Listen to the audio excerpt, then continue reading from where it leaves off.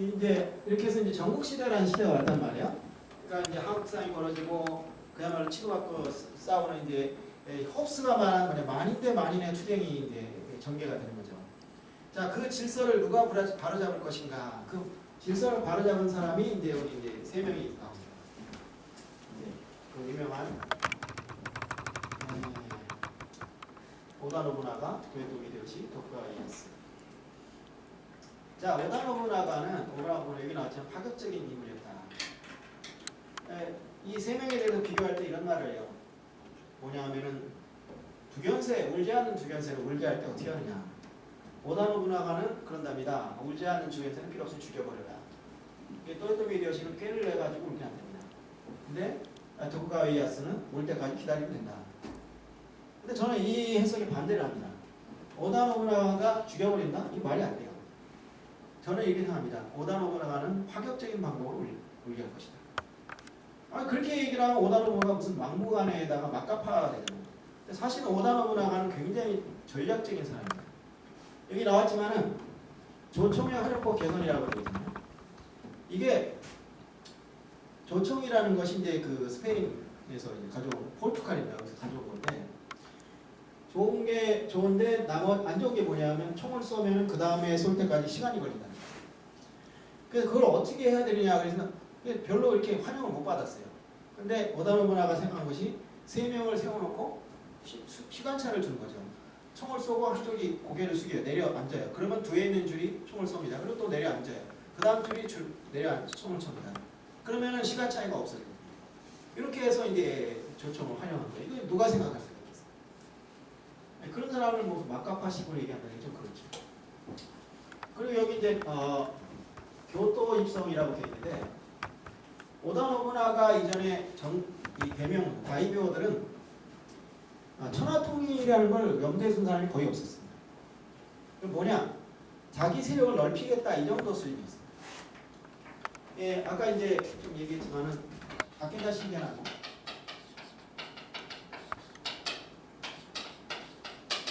우에스기 덴시라고 하는 아주 유명한 다이묘가 있습니다.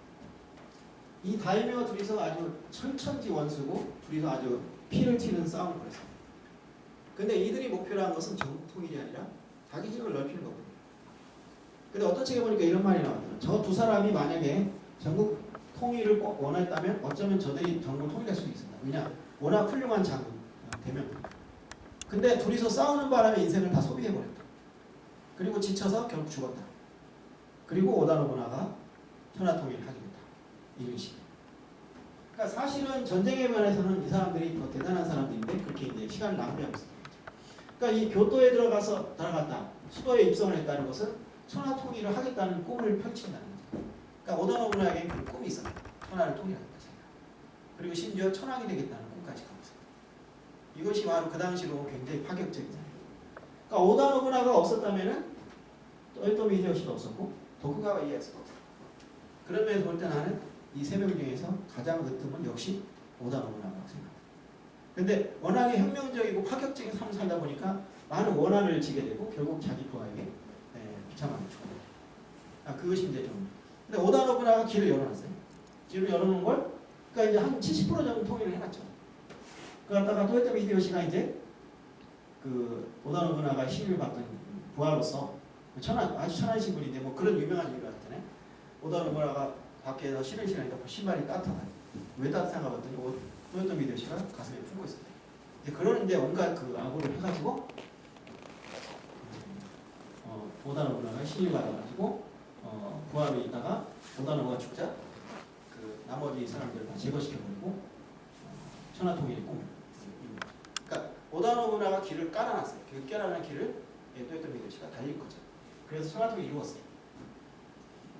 자, 그런데 도요토미 히데요시에게는 컴플렉스가 있는 거죠. 자기 신분이 워낙 천하고 오다 노부나가나 도쿠가와 이에야스는 다이묘의 집안 출신, 명문 집안이죠. 컴플렉스가 없습니다. 그런데 도요토미 히데요시는 그야말로 천충. 자, 그러니까 그 컴플렉스를 만회하기 위해서 아마 그랬다는 얘기가 있는데 조선 정권을 하죠. 자, 그것 때문에 결국 이제 많은 이제 비난을 받게 되고 또 그 다음에 이제 이 천하가 이제 돌아가려고 한 건지 자식이 너무 어려서 죽었어요. 자식이 너무 어렸을 때 죽어버렸어요. 만약에 또이토미히데요시가 10년만 더 살았으면 어떻게 됐을까? 15년만 더 살았으면 어떻게 됐을까? 도쿠가와 이에야스는 이 세 명 중에 가장 오래 살았어요. 75세까지 살았어요. 그 덕분에 천하를 통일할 수 있었죠. 자, 그래서 또이토미히데요시가 어린 히데요리를 놔두고 죽었는데 그 천하를 도쿠가와 이에야스가 집어삼켜버려요. 자, 그럼 도쿠가와 이에야스는 그냥 날로 먹었느냐? 날로 먹은 건 아닙니다. 자, 또요토미 히데요시가 죽었을 때 전국엔 대명이 300명이 있었습니다. 왜 그 중에 해필 도쿠가와 이에야스가? 그리고 실력을 키웠다는 거죠. 계속해서. 그 당시에 도쿠가와 이에야스의 땅이 어느 정도냐면 쌀로 치면 250만 석. 일본 최고의 크기를 가진 다이묘였습니다. 그런 실력을 가진 다이묘였기 때문에 또요토미 히데요시 뒤를 이어서 천하를 지배할 수 있습니다. 이거는 확실히 그러니까 운도 실력이라는 거죠. 근데 어쨌든 간에 셋 중에서 제일 편하게 천하를 집어삼킨 게 바로 도쿠가와 이에야스고 그 도쿠가와 이에야스가 천하를 잡을 때 두 가지 전투 세기가 가지고 있습니다.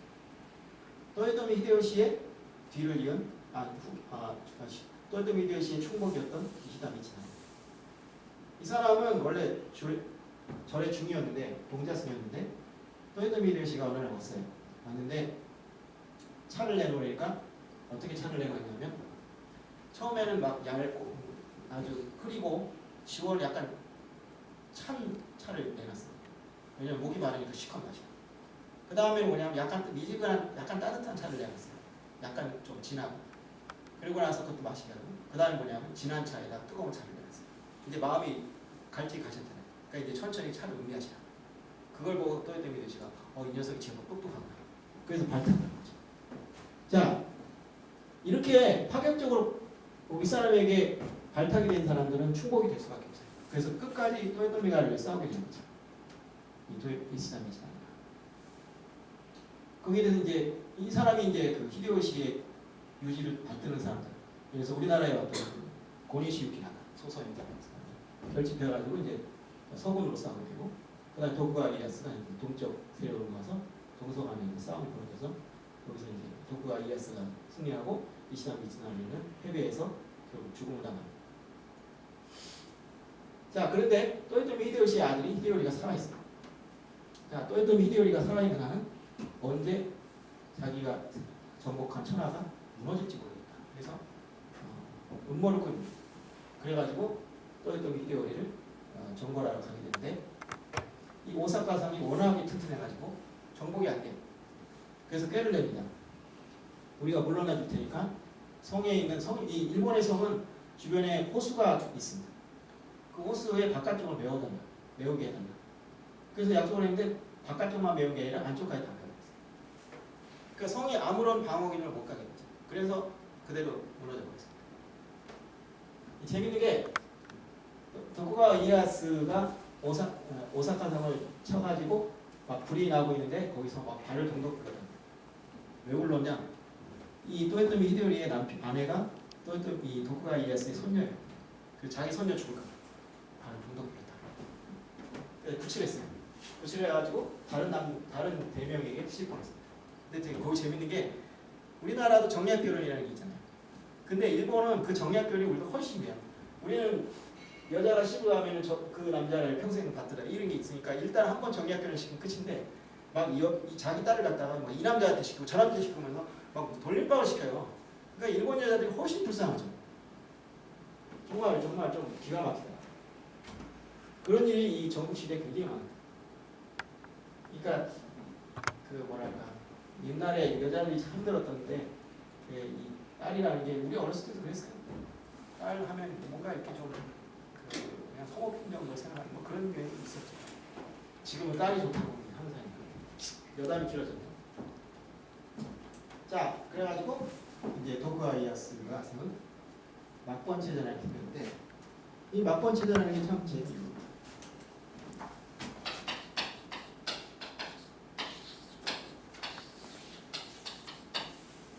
막본.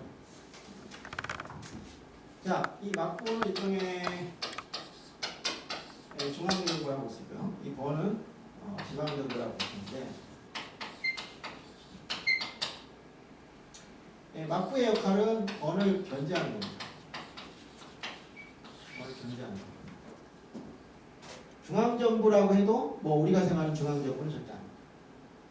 다만 막부가 번을 통제하고 있기 때문에 평화가 없는 겁니다. 그래서 에도 막부 270년간 전쟁다운 전쟁은 이 오사카성 전투에는 한 번도 없었습니다. 드디어 평화의 시대가 온 거죠. 그러니까 통합까지는 아니지만 통합 비스무리한 걸로 좀 됐어요. 다만 율령국가가 틀려서 지방의 분권은 그대로 유지되면서 다만 통제만 할 뿐이에요. 그러니까 느슨한 통합이 이루어진 거죠. 자, 어쨌든 통합이 이루어졌고 이 쇄국 정책을 쓰게 되는데 이 쇄국 정책을 통해서 자, 우리 북한의 김정일이 김정은이가 문호 개방 안 하잖아요. 왜 안 해요? 체제 유지를 위해서죠. 그러니까 일본이 이 쇄국 정책을 통해서 좀 후퇴하게 됩니다. 역사가 후퇴하게 되죠. 자, 평화의 시대가 왔으니까 문화가 발전하게 됩니다. 자, 여러분 아시죠? 가부키. 가부키 아시죠, 여러분? 아니면 스모. 들어봤나요? 네. 그 스모나 가부키나 이런 것이 과거부터 있었는데 전쟁이나 뭐다 해서 굉장히 어려웠기 때문에 정착이 안 됐는데 이 270년간의 평화 시대에 스모어도 정착이 되고 가부키도 정착이 돼서 오늘날의 형태를 만들게 된 거죠. 그 문화를 발전시키는 가장 유력한 스폰서가 뭐냐면 바로 상인입니다. 네, 오늘날에도 일본에는 그 사회인 스포츠단이 굉장히 많아요. 기업 스포츠단, 뭐 어떤 회사에서 운영하는 스포츠단 굉장히 많아요. 프로 스포츠단. 그게 아마 이 시대의 전통인 것 같아요. 그러니까 이 당시에도 이제 일본의 다니마치라는 얘기가 있는데 다니마치가 뭐냐면 스모 선수들을 이제 후원을 하는데 어떻게 하냐면 스모 선수들이 이제 경기를 끝나고 이렇게 나와요. 아니면 들어가. 나올 때 주로 막 등에다가 막 돌을 붙여줘요. 지금도 이루어지고 있어요. 지금도 막 팬들이 와가지고 등에다 막 지폐를 붙여줘요. 그런 이제 그래가서 이제 도와주고 스폰을 하는 그런 게 있죠. 이 가부키도 마찬가지. 가부키가 지금은 몇 시간이면 끝나는데 옛날에는 며칠씩 공연을 하는 그런 가부키들이 있었어요. 지금은 줄였죠. 그래갖고 하루면 끝나고 몇 시간. 그래도 막 4-5시간 걸려요. 옛날에 막 2일, 3일 연속 공연을 해요. 그 가부키를 누가 후원해줬냐? 상인들이. 상인이 성장하면서 상인이라는 건 원래 지금 기업이네요. 그 상인들이 이 시대에 굉장히 중요한 역할을 하죠. 그리고 학문도 발전하고 그 중에 특히 중요한 건 나락. 이 나락이라는 건 뭐냐? 나락이라는 건 네덜란드 파란이라고 해요. 이제 이걸 갖다가 파란이라고 해요. 일본이 서양 국가 모두 발을 끊었는데 네덜란드만 교류를 했어요. 그 네덜란드 사람들이 그 나가사키라는 데 와서 일본 사람들과 교류를 하게 되는데 거기서 이제 네덜란드 사람 통해 서양의 책들을 이제 수입을 합니다. 그걸 가지고 서양 학문을 연구해요. 이게 나중에 뭐냐면 서양 문물을 받아들일 때 굉장히 도움이 돼요. 네, 그래서 이 나가사키는 일본의 호흡구였다. 그렇게 일종의 호파였다. 이렇게 얘기를 합니다. 자, 이렇게 이제 그 평화로운 시대가 270년 지났는데 항상 뭐든지 그렇지 않습니까? 안정지대의 시대가 오래되면 결국 이제 흐트러지시 겁니다.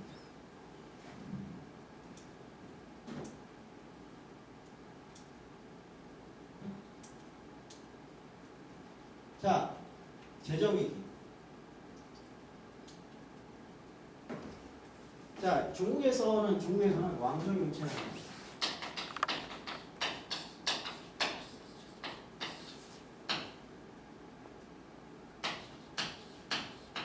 자, 왕조가 일어나요. 창업을 하죠.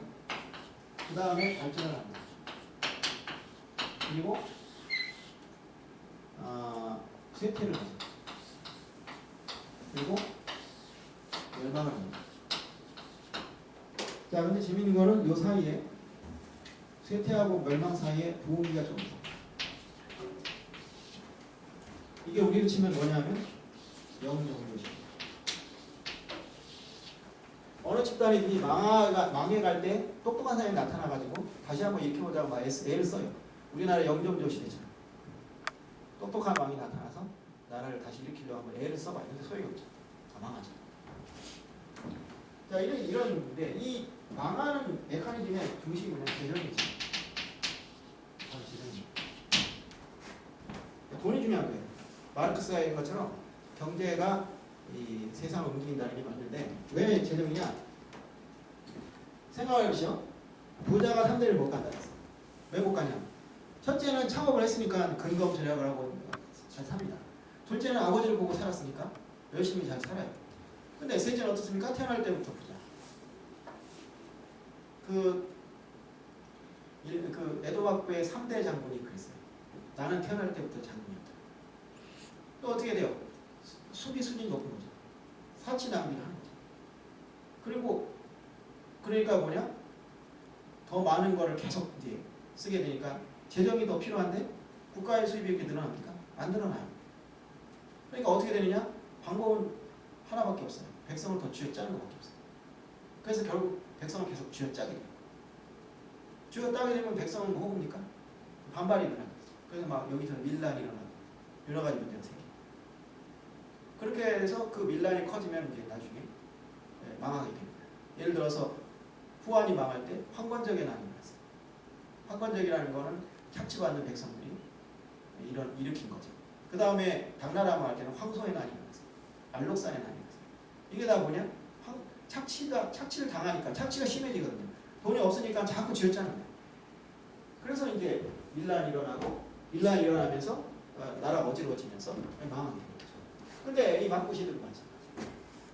그래서 개혁을 하게 되는데 개혁이라는 게 이거거든요.